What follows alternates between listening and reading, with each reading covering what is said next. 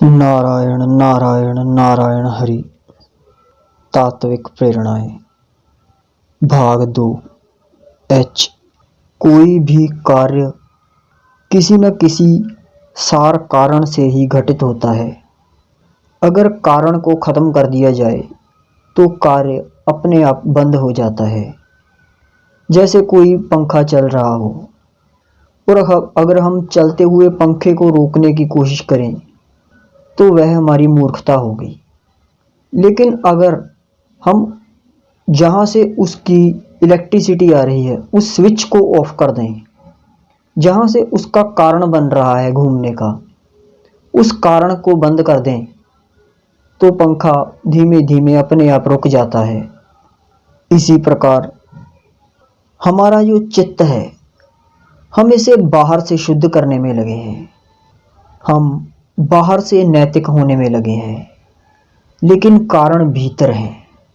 क्यों हम अनैतिक हो जाते हैं, इसके बाबत सोचना होगा। गेहूं के बोने से गेहूं पैदा होता है, लेकिन साथ ही भूसा भी पैदा हो जाता है। अगर किसान यह सोचे कि भूसा गेहूं से ही तो उपजा है, तो अगर वह भूसे को भी बो दे तो गेहूं नहीं उपजता।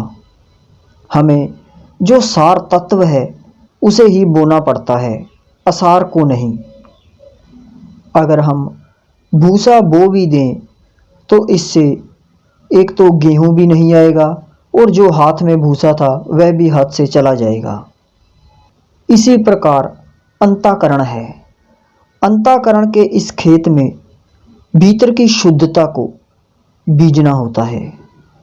उसी शुद्धता से नैतिकता अपने आप आती है। लेकिन हम जबरदस्ती नैतिकता को आरोपित करते हैं, लेकिन नैतिकता आरोपित करने से शुद्धता ना आएगी। सच्ची बात तो यह है कि अंतःकरण शुद्ध है ही। जो इसे अशुद्ध मान रहा है उसने अभी इसे ठीक ठीक जाना ही नहीं। सांख्य योग का तो यह गहरा सूत्र है कि अंतःकरण हमेशा से ही शुद्ध है, केवल अज्ञान के अंधेरे से ढका है। अंधेरे को तलवारों से बाहर नहीं निकाला जाता, उससे तो सदा हारेंगे ही हम अंधेरे को बहुत ताकतवर मान लेते हैं, लेकिन सच्ची बात यह है कि अंधेरा है ही नहीं, वह केवल प्रकाश का अभाव है। जहाँ रोशनी नहीं होती वहाँ अंधेरा हो जाता है।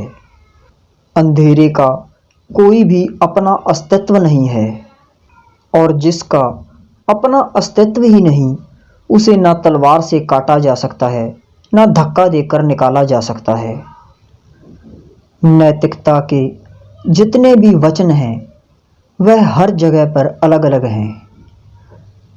अलग अलग देशों में अलग अलग नीति वचन कहे गए हैं। हमारी सामाजिक व्यवस्था भी हर समाज के साथ अलग हो जाती है। कहीं दाएं चलना ठीक माना जाता है तो कहीं बाएं चलना। कहीं जो चीज़ खाना ठीक माना जाता है, वहीं दूसरी जगह वही चीज़ खाना गलत माना जाता है। इसलिए जितनी भी सामाजिक व्यवस्था है उसमें अंतर रहते हैं। सामाजिक व्यवस्था के लिए जो भी नियम दिए जाते हैं, जिन्हें हम सामाजिक नियम कहते हैं, इसीलिए उनका कोई सत्य से संबंध नहीं होता, क्योंकि सत्य तो वह होता है जो सब में समान रूप से घटित होगा। सामाजिक व्यवस्था के सारे नियम अलग अलग जगह पर, अलग अलग देशों में, अलग अलग समयों पर बदलते रहते हैं। अंतःकरण कोई नैतिकता से भरा चित्त नहीं है, क्योंकि नैतिकताएं तो सबकी अलग अलग हो जाती हैं। हिंदू की अलग, सिख की अलग, मुसलमान की अलग आदि। अंतःकरण तो ऐसी चीज है जो सबका एक जैसा ही होता है। नैतिकताएं हजार तरह की हो सकती हैं। भारतीयों की अलग, चीनियों की अलग, जापानियों की अलग, पाकिस्तानियों की अलग, लेकिन अंतःकरण तो सबका एक ही होता है। अंतःकरण आत्मा के बिल्कुल निकट होता है, इसलिए यह लगभग शुद्ध ही होता है। दरअसल जो जितना आत्मा से दूर होगा उतनी ही अशुद्धि बढ़ेगी। आत्मा अंतःकरण के आईने में ही खुद को प्रतिबिंबित करती है। अंतःकरण है तो शुद्ध, पर हम इसको जानते नहीं हैं। हमें जैसे इसकी अशुद्धि पता चलती है, उससे उल्टी दिशा में चलते जाएं। अपनी इंद्रियों को भीतर सिकोड़ते जाएं। इंद्रियों को विषयों से हटाकर भीतर विचारों से, ख्यालों से, बुद्धि से भी भीतर अंतःकरण के बिल्कुल पास लेके आएं। जैसे कोई व्यक्ति बगीचे से दूर चला जाए और फिर धीरे धीरे जब बगीचे के पास आता है तो जैसे जैसे नज़दीक आता है उसे सुगंधी का अनुभव होना शुरू हो जाता है। फिर दूर से हरियाली भी दिखाई देगी और फिर द्वार पर आते ही एक अलग तरह की शांति, स्वास्थ्य और आनंद का अनुभव होता है। ऐसे ही जब अंतःकरण के हम करीब पहुँचेंगे तो शांति, मौन, आनंद, प्रसन्नता बढ़ने लगती है। अंतःकरण अंतर यात्रा का आखिरी चरण है, मंजिल नहीं। बादल भी उन्हीं पर अपनी छाया डालते हैं जो बादलों के नीचे हैं। जो इतनी ऊंचाई पर, पहाड़ की इतनी ऊंचाई पर चला जाए कि सब बदलियां नीचे रह जाएं, तो फिर ऊपर प्रकाश ही रह जाता है। ना बादल होते हैं, ना उनकी परछाइयाँ। मन के भीतर पैदा होने वाले विकार भी बदलियों की तरह हैं, जो शरीर पर परछाइयाँ डालते हैं। विचार बादलों की भांति हैं, जो इनसे ऊपर, इनसे पार उठ जाता है। फिर वह बिल्कुल सूर्य के सामने, अर्थात आत्मा के सामने, आत्मा को बिना रुकावट के महसूस कर लेता है। अयुक्त पुरुष क्या है और युक्त पुरुष क्या है? अयुक्त का अर्थ है जो अपने से ही अलग है, जो अपने से ही दूर हो गया है। वैसे तो अपने से दूर हुआ नहीं जाता, परंतु जब अपना ही विस्मरण हो जाए तो ऐसा भ्रम होता है कि मैं अलग हूँ। स्वप्न जागृति से हमें अलग कर देता है। स्वप्न हमें असलियत से दूर ले जाता है। युक्त पुरुष वो है जो स्वप्न से जाग गया हो और जाग कर पाता है कि जो सच्चा मैं है वह तो यही है। स्वप्न का मैं ही भ्रम में पड़ा था। हमारी सारी भावनाएं भी मेरे के लिए हैं। मेरे से ही भावनाएं उत्पन्न हो जाती हैं। जो मेरा नहीं उसके लिए मन वैसे भावुक नहीं होता जैसे मेरे के लिए होता है। इसलिए भावनाएं भी बदलती रहती हैं। हमारी सारी भावनाएं स्वार्थ पर टिकी हैं। जैसे किसी अस्पताल में एक पिता बच्चे को लेके आता है। वह बच्चा बहुत बीमार है। पिता बेचैन है। डॉक्टर की मिन्नत कर रहा है कि इस बच्चे को जैसे तैसे बचाओ। यह मेरा बड़ा प्यारा बच्चा है। बड़ा मोह है उसको उस बच्चे से। डॉक्टर उस बच्चे की हालत देखते हैं। हालत बहुत नाजुक है। डॉक्टर उस पिता को कहते हैं कि बड़ी गंभीर स्थिति है, बहुत कम औजार हैं इसके बचने के। लेकिन पिता रोने लगता है, आंखों से आंसू बहते हैं। वह कहता है जैसे मर्जी इसको आप ठीक करें। साथ में उसकी पत्नी भी है। डॉक्टर उसे कुछ चीज़ें और लाने के लिए कहता है। वो बच्चे के कपड़े लेने घर जाता है। घर में बच्चे के कपड़े निकालते निकालते उसे पत्नी का एक पत्र उसके हाथ लग जाता है। उस पत्र में पत्नी के किसी दूसरे प्रेमी की बात लिखी होती है और उसमें इस बच्चे के बाबत भी बात लिखी होती है। तुरंत जो पिता था उसकी भावदशा बदल जाती है।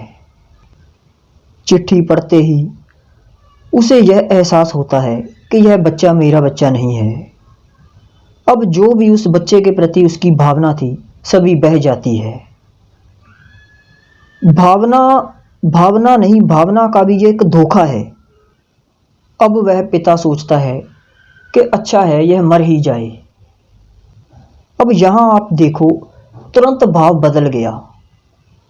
इसलिए भावनाएं भी तेरे और मेरे से बंधी हुई होती हैं, लेकिन एक सहज भाव होता है, एक गहरा भाव। वह स्वयं की स्फुरना है। वह यह नहीं देखता कि बेटा मेरा है या किसी का। वह सबके लिए सम होता है। वह जो भाव है वह व्यक्ति के भीतर यह देखकर नहीं पैदा होता कि कौन अपना है या कौन पराया। वह सबके लिए एक तरह का भाव रखता है।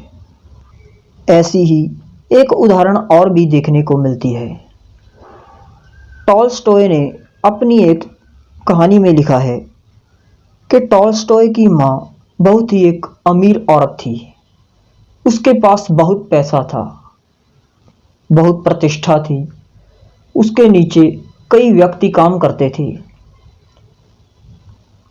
टॉलस्टॉय की माँ को थिएटर देखने का बड़ा शौक था। वह थिएटर देखने अपनी एक बग्गी में जाती थी।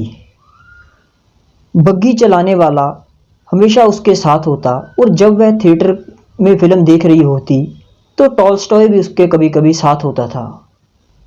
टॉलस्टॉय की माँ कभी भी थिएटर देखते देखते वहाँ से उठ के बाहर चली जाती और तब उस बग्गी को हाजिर रहना पड़ता, उस बग्गी वाले को वहाँ मौजूद रहना पड़ता और यह पता नहीं होता था कि कब वह उस थिएटर को छोड़ के आ जाए, कब वह उस फिल्म को छोड़ के आ जाए। इसलिए बग्गी वाला जब तक फिल्म शुरू से अंत तक ख़त्म ना होती तब तक वह वहीं उसकी वेट करता रहता। और वहाँ इतनी ज़्यादा ठंड पड़ रही होती थी, इतनी ज़्यादा कई बार बरसात पड़ रही होती थी कि बग्गी वाला फिर भी उसका इंतज़ार करता रहता, क्योंकि उसको अपनी नौकरी खोने का भय होता था। टॉलस्टॉय देखता जब भी फिल्म में कोई भावुक सीन आते तो उसकी माँ रोने लगती। कोई ऐसे दरिया दिली के सीन आते, कोई ऐसे किसी को कोई नुकसान कर रहा होता, किसी का कोई अहित कर रहा होता तो उसकी माँ बड़ा रोने लगती, आंसुओं से उसके रुमाल भीग जाते। टॉलस्टॉय सोचता कि माँ कितनी भावुक है। और जब वह बाहर माँ के साथ देखता तो उस भीगे हुए व्यक्ति को देखता, वो बिल्कुल तन बदन उसका सारा भीगा हुआ होता, कांप रहा होता, लेकिन माँ को उस पर बिल्कुल भी दया ना आती। उसकी भावना वहाँ काम ही नहीं कर रही थी। तब टॉलस्टॉय ने लिखा कि मैं इसको सच्ची भावना नहीं मानता, जो एक के लिए तो है और दूसरे के लिए नहीं। अगर मेरी माँ सच्ची तरह से भावुक होती तो वह उस बग्गी वाले व्यक्ति को देखकर भी भावुक हो जाती और वह उसको कहती कि तुम इतने बजे आ जाना, मैं तुम्हारी वेट कर लूँगी। लेकिन अहंकार व्यक्ति का बड़ा क्रूर है। इसलिए जो हम व्यक्तियों में भावनाएं देखते हैं वह भावनाएं बड़ी ही निम्न कोटि की हैं। वह भावनाएं भी स्वार्थ से बंधी हुई भावनाएं हैं। सच्ची भावना वह है जो सभी के लिए आपके मन में उठती है। युक्त व्यक्ति वही है जो योग में स्थित है, जो समता में स्थित है, और अयुक्त जो दूसरों से जुड़ा है। युक्त वह जो अपने में स्थित है और अयुक्त वह जो दूसरों पर स्थित है।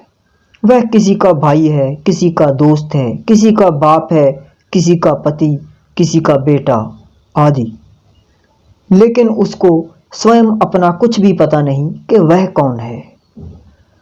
उसका सारा होना ही रिलेटिव है, उसका रियल उसको पता ही नहीं होता। जो भी व्यक्ति दूसरों से जुड़ा होगा वह हमेशा अशांत रहेगा। शांति का तो अर्थ है कि मैं अपने भीतर तृप्त हूँ, अपने भीतर संतुष्ट हूँ। व्यक्ति निरंतर भाग रहा है क्योंकि कुछ ना कुछ चाहिए, या पीछे कुछ चाहिए या आगे। पीछे इसलिए कि जिससे भागा जाए, और आगे इसके लिए कि जिसके कारण भागा जाए। जो अपने पास कुछ बचाता ही नहीं, उसे कुछ खोने के लिए कोई फिक्र नहीं होती। जैसे किसी नदी में नाव को हवा के झोंके डामाडोल कर देते हैं। हवा का तूफान नाव को डुबा भी देता है।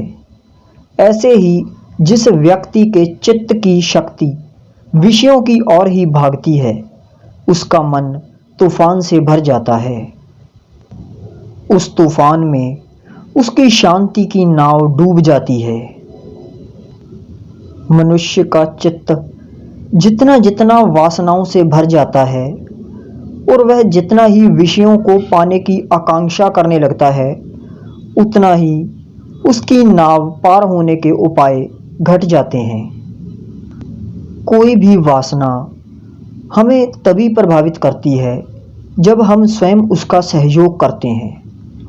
जब तक हम वासना को सहयोग ना करें, यह हमारे भीतर प्रभाव नहीं डाल सकती। निर्वासना के लिए कुछ करना नहीं, बस वह छोड़ना है जो वासना के लिए हम करते रहते हैं। जो संसार के लिए निद्रा है, वह ज्ञानी के लिए जागृति है, और जो संसार के लिए जागृति है, ज्ञानी उसमें सोया रहता है। संसार के लिए जो भी सारी नाशवान वस्तुएं पाने योग्य दिन है, वह ज्ञानी उस ओर से सोया रहता है।